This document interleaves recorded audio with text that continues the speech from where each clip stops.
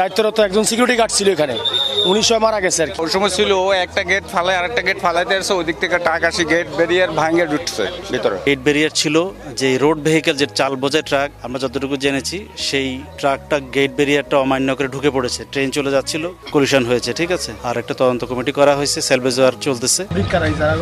লোক মারা গেছে তারা।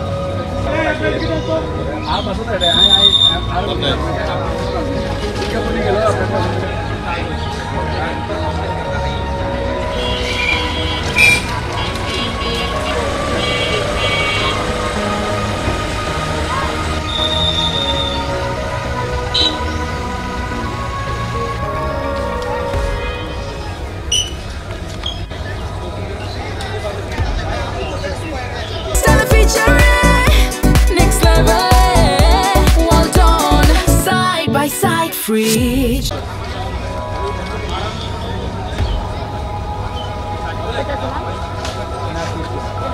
আমরা ভিডিও করে কিনবে